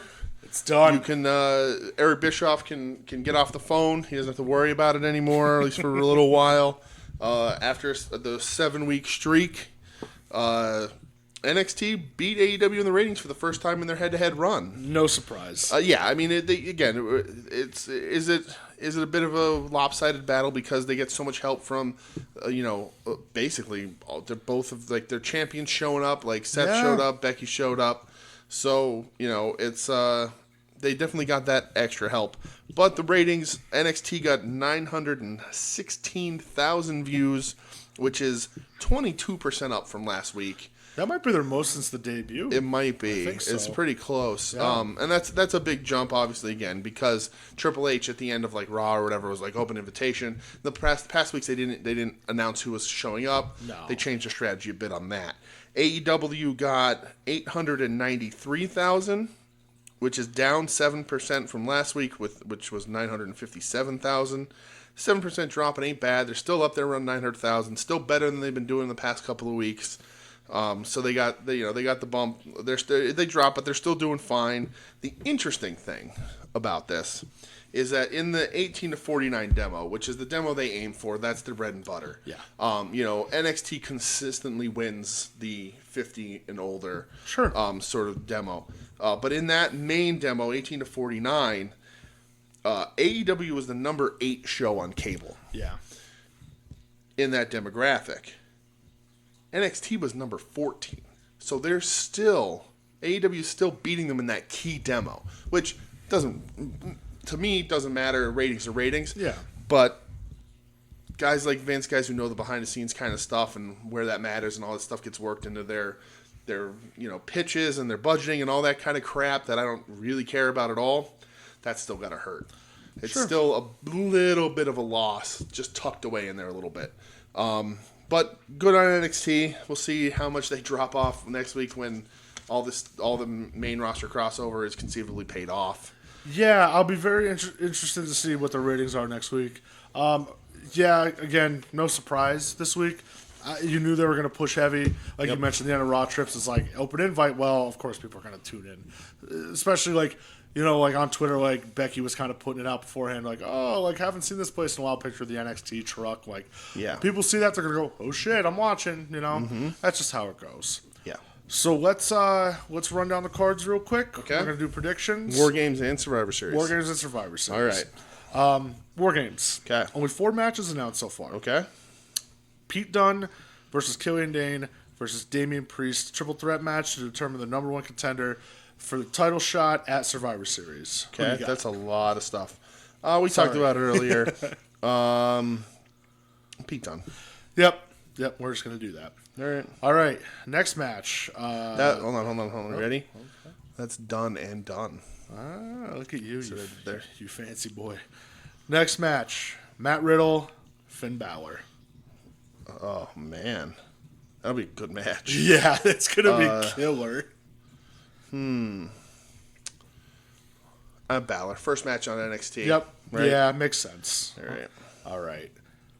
We're going to go, and I hope the match order runs this way. Okay. The first War Games match, you have Undisputed Era going up against Ciampa, Keith Lee, Dijak, and a person to be named. Okay. The infamous TBA. Everybody's favorite band on the flyer. Sure. I gotta go Undisputed Era. I just think that they're such a cohesive unit. Yeah. That, and just from my personal feelings on wrestling booking, a thrown together team does not beat a unit. Typically I agree. I think so. I think a big thing, though, it is going to depend on who the 4th person is. Yeah. So, that being said, I'm going to go other team. Okay. And I'll tell you why. Because Undisputed Era already has all the belts. Adam Cole has a match the next night that he's going to win. I think that this gives them a loss. They stay strong. They don't have to worry about losing a title. And then it continues to push the feuds, the individual feuds going forward. And that makes sense, too. So I'm going to go other team. Okay. I can see it going that way, too. I don't know. I feel like the unit always wins. Sure. I'm hoping that this is truly the main event because it fucking deserves it. The second War Games match, you have Team Ripley. Yeah. With Rhea, Candice LeRae, Tegan Nox, and Mia Yim going up against Team Shayna, where it's Baszler, Io Shirai, Belair, and Kaylee Ray. Yeah. Who do you got? So first of all, I want to say it has to be the main event. It's the first time. It's the first time ever women's War Game, and this has been blowing everything out of the water. And yeah, the wrestlers have been better. Yeah. My pick is, and I don't even know who's all on the team. The team with Io Shirai. So it's Shayna, Io, Bianca, Baszler's team. And I can end there. Yeah, Baszler's team. Kaylee Ray's great, but Bianca is probably my favorite wrestler in the whole match. Followed by Baszler, followed by Io. So that's my pick is Team Baszler. I'll go counter with you here. Okay. I'll go Team Rhea. Okay. I'm just going off the whole send the fans home happy thing. Sure. But it's a toss up. It's a pick 'em. Again, does the thing. Obviously, this is going to lead to a Baszler title match. And if she loses here, it gives you that sort of, well, can they beat her 1-on-1 and take the title from her? Yeah. But yeah, Team Baszler for me. But again, it is a toss up. It's going to be killer. I cannot wait for it. It's going to be killer. This is a takeover like I haven't looked forward to a takeover this long, like in a long like or like a takeover this much in a long time. Yeah. So I can't wait. I'll bring it up here. We're still got to figure out how we're doing this. So Inside baseball. We're going away. Pulling back the curtain here, ain't it? Yeah, pulling back the curtain. We're going to Asbury Park for the weekend. Yes. Brett, myself, and my wife. PMA hardcore weekend. We're going to listen to some crazy youth crew straight edge hardcore. 2 shows, one on Friday, one on Saturday. Right up my alley. Right up my alley too, even though I'm not straight edge. But so we're gonna be in Asbury Park until Sunday morning, and we're like, we're gonna have to watch like 8 hours of wrestling on Sunday, and I think tentatively we're gonna try and bring like a Chromecast or something to the hotel, and after the show Saturday night, watch, try and fit wrestling in so we don't have such a crazy Sunday. Yeah. But we're gonna record Sunday night. Yeah. After Survivor Series. Yes. We'll cover both shows. So fingers crossed it works and we don't have to watch 8 hours of wrestling on Sunday because there's other stuff I want to do. That's going to be tough. Because I also then have to pick between the Scranton Comic-Con or the record show that's going on. So, but yeah, so that's going to be pretty crazy for us. We're in for it. We're going to be wiped out. But hey, we'll figure it out. Yeah. But yeah, all right, on the Survivor Series. We can do this. We can do it. We've done crazier. We have. That's true. Survivor Series. Yep. We're just to hit it off with the NXT first. We have Adam Cole, the champ, going up against the Triple Threat winner. Before you, that's one, but I want to play a little game. It's a takeoff of our friends of At Odds with Wrestling, At Odds with Wrestling. Okay. Does Joe know the card? Yes. And then we did this like for the last pay-per-view. Does DJ know the card? So I want you to ask right now if I know the card. Do you know the No, card? I don't know the card, so go ahead. Okay. I never know the card. I was going to do the little, try to make up a little ditty because I know they good. play a song, but I'm not musically talented. No, like I never know the card. Yeah. No idea. all right, so Cole versus the winner of the Triple Threat. Doesn't matter who the winner is, I'm going Cole. We both picked Dunn, so I'm calling that Cole versus Dunn. Same. Yeah, it's Cole. Okay. We're going to even run the non-NXT matches. All right, let's do it. Just for shigs and gigs. Okay, shigs and gigs. Singles match for the Universal Championship. You have the champion, The Fiend, Okay. Bray Wyatt, going up against old Danny Boy Bryan. Okay. I'm going with Fiend. Fiend. You can't take it off him. Not yet. No.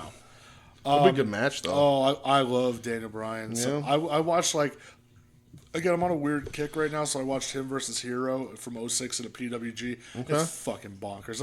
I miss Daniel Bryan on the indies. Triple threat match.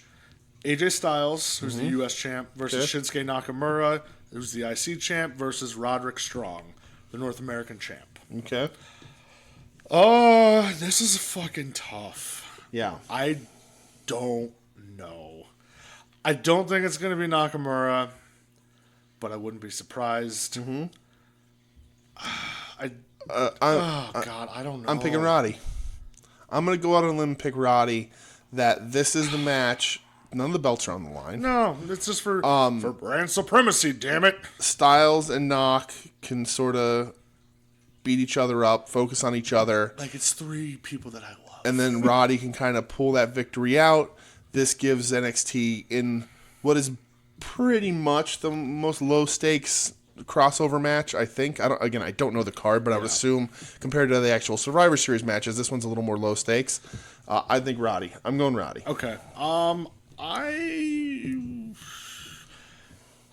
Fuck. I'm going to go Nakamura. Okay. I'm just going to go with Nakamura. I right. think he would benefit most from it. Sure. So I'm going to go Nakamura. Yeah. Well, and AJ Styles is just too tall. Well, I mean, he's the tallest competitor in this match. He is the tallest wrestler in the world. Did you ever see him stand next to Nakamura? Towers over him. Towers. It's insane. Yeah.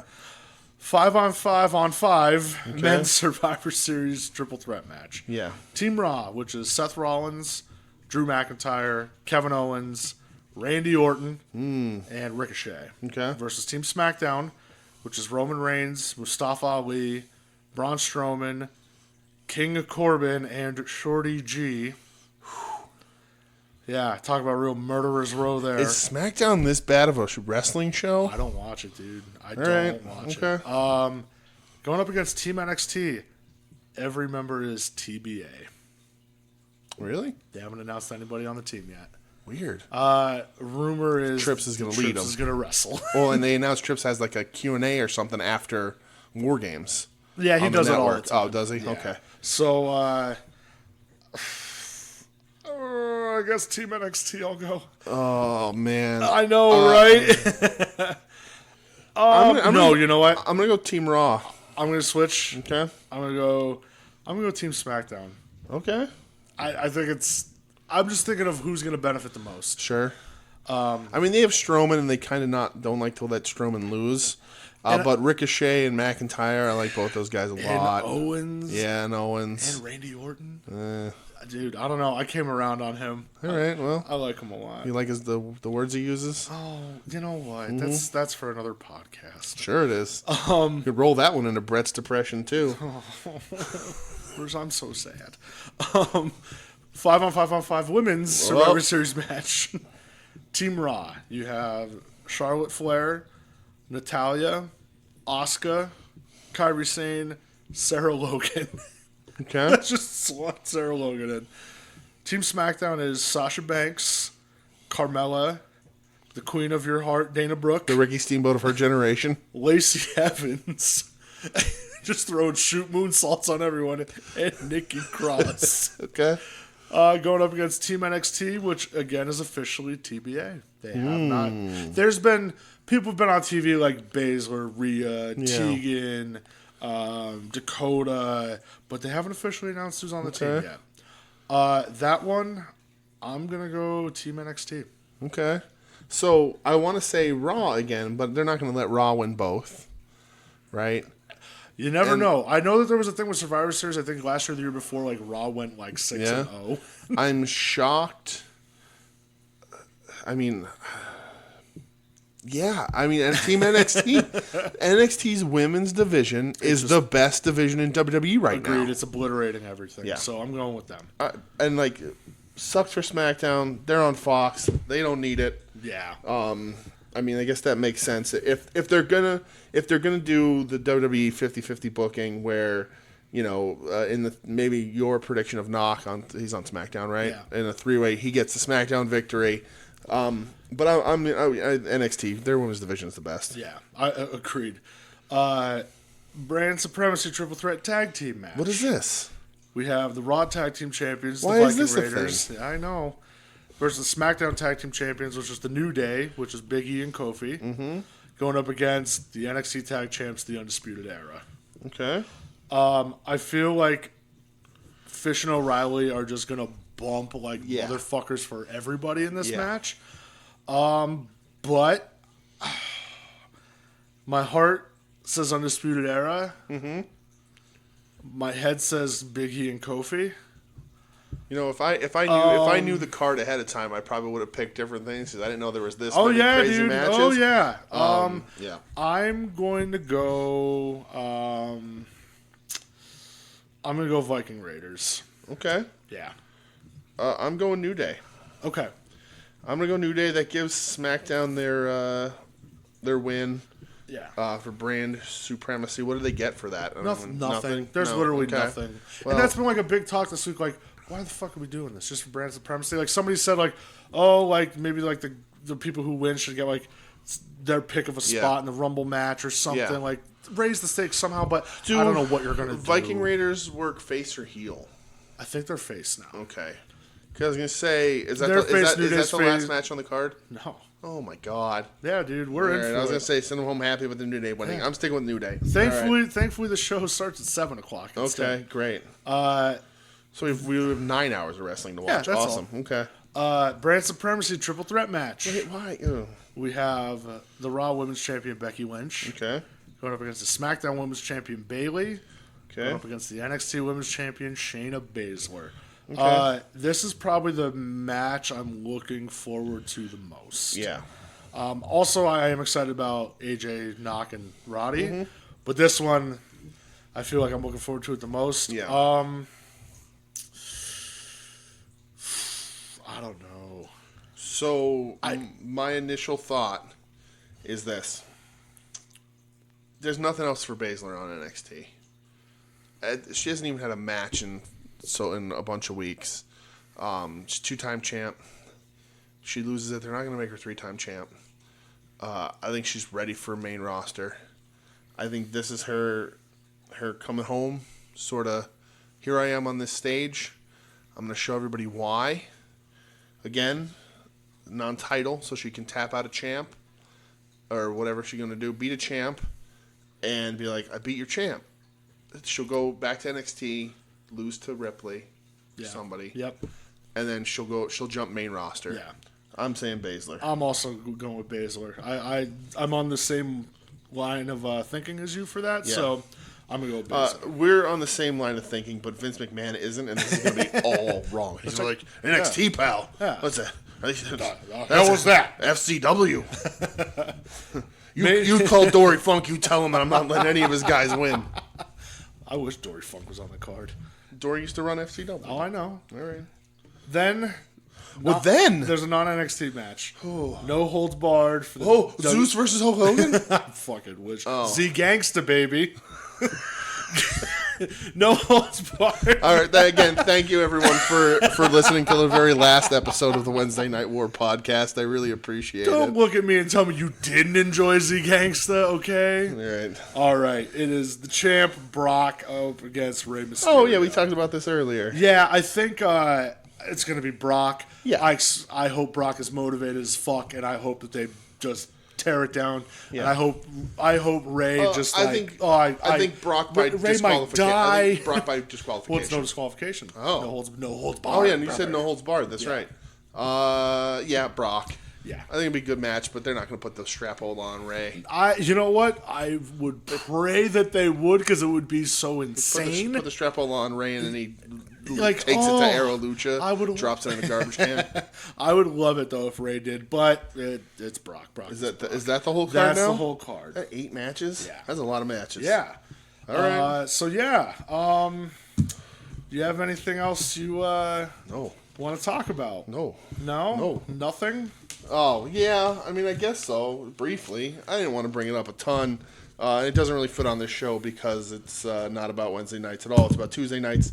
There's a certain gentleman by the name of Jim Cornette who said some things shocking to no one, really. Yeah. Said some things. People got offended because they were terrible. And on NWA Power, and he resigned. I don't have a ton to add to the main argument of this. Was it offensive? Yes.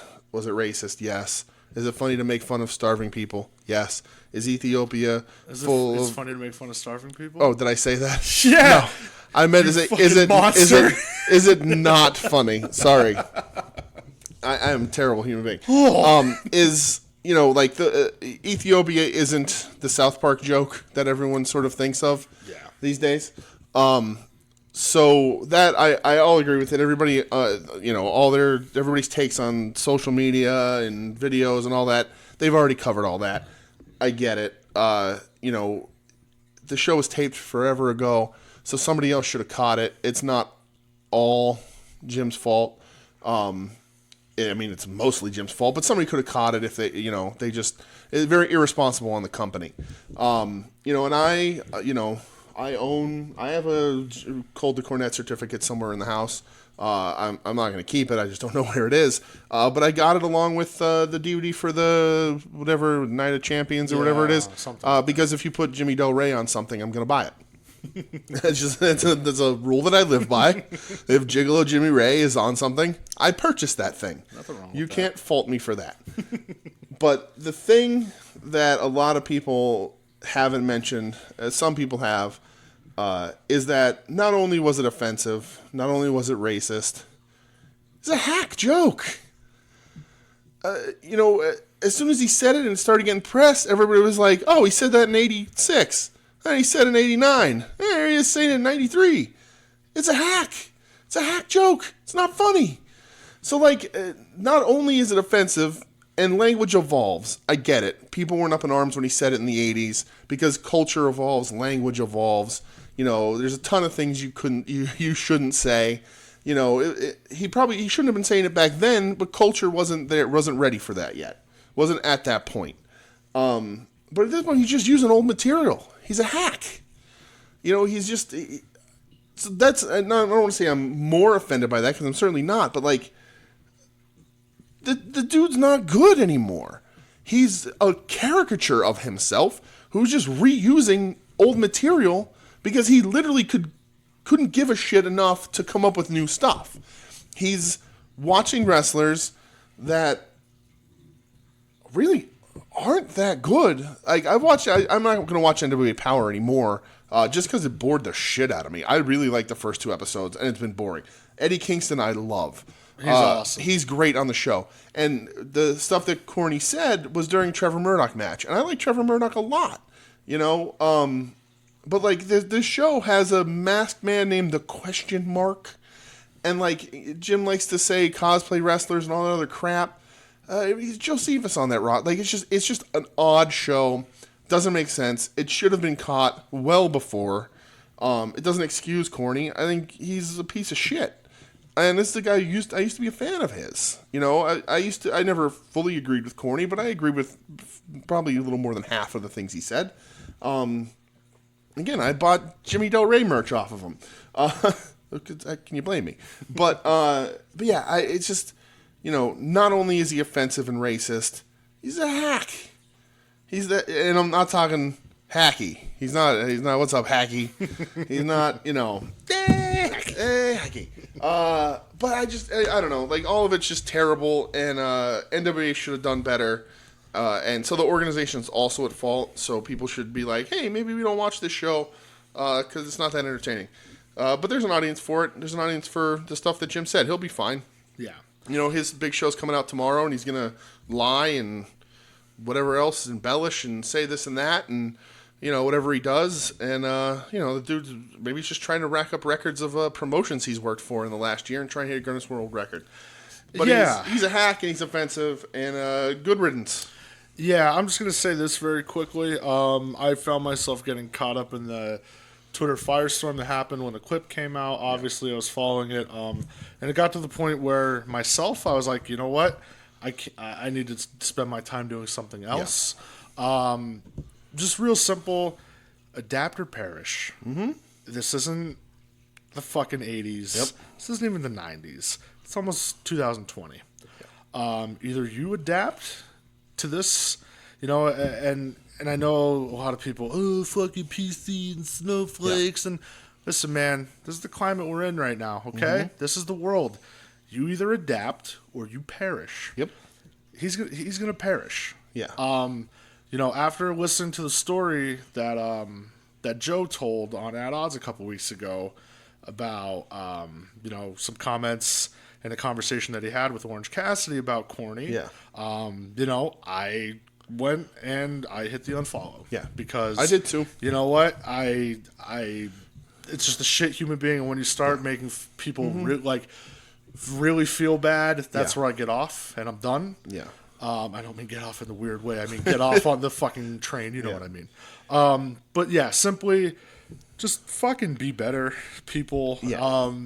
I don't know. I don't want to get into a deep conversation because again, that's a whole other podcast. It's a whole other podcast. But again, just 3 simple words: adapt or perish. Yeah. He's a relic, right? He's a guy who can't let go. He's a guy who wants, you know, he wishes wrestling was like the way it was, because the way he wants it to be the way it was, because that's when he was popular. That's when he was on TV. That's when people knew who he was. You know, he's still well known. His podcast is still going to get all the hits. He still has an audience.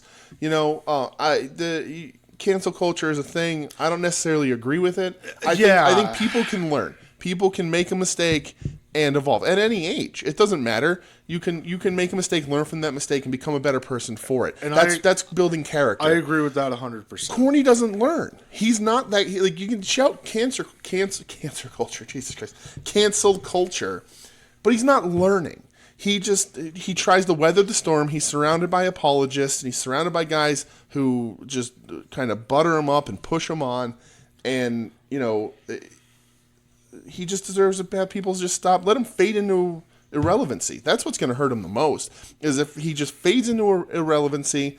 That's the end. He can just go back to his attic full of books and his basement full of God knows what, and just nobody should care about him anymore. He's a relic, and he's a hack. Yeah. And listen, if you listen to him, I'm not gonna like chastise you. Yeah. That's your business. That's what you do with your time. That's cool. Whatever. Me personally, when this came out, I felt like I was getting caught up with getting angry, and I'm like, you know what? Fuck this. I'm going to go watch Samoa Joe versus Kenta Kobashi from Ring of Honor instead. Try to fill your time with positivity. Speaking of time, we've been talking a really long time. Good thing Jim Cornette's not on Wednesdays. We don't have to talk about him anymore. That's true. But let's hit the social media the endings real quick. Yes. Soon to be named network. Our podcast, Home Away from Home, at STBN Network on Twitter. Find us at Wednesday War Pod on the Twitter, on the Facebook. Wednesday Night War Pod at Gmail and Podbean, iTunes, Spotify, Stitcher, Google, iHeartRadio, TuneIn Radio, YouTube. But you know that because you're listening. Thank you for listening. Go to BT iTunes. Dubs. Give us some ratings if you want. Give us a 5-star. Tell us how we're doing. Email the show. Tell your friends. Word of mouth is better than anything. We will continue to blow up your social media feeds on Wednesdays. Look forward to a special episode this Sunday night. Yes. With TakeOver and Survivor Series. And then next week, because of the holiday, probably an early episode. Yep. Which we can figure out and talk about more Sunday. But that's all I got. Brett, that all you got? Yeah. You could find me at BrettXEdge570 on Twitter. If you want to talk Fall Brawl 2000. Why would you? Oh, dude, it's so great. We're going to have to watch it one day. Oh, no. If you want to talk about just crazy matches I've been watching. If you want to talk about Ben Simmons hitting a fucking 3-pointer last night. Let's go. I screamed and cried.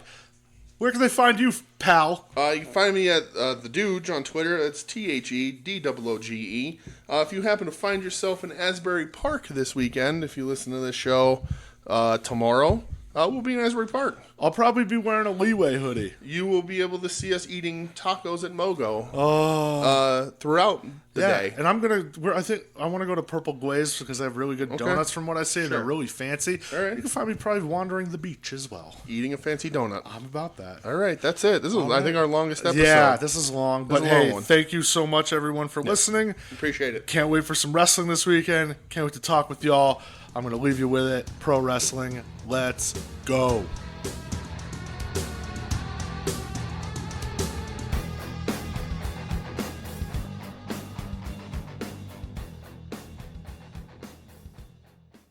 You're listening to the soon-to-be-named network, the Lamborghini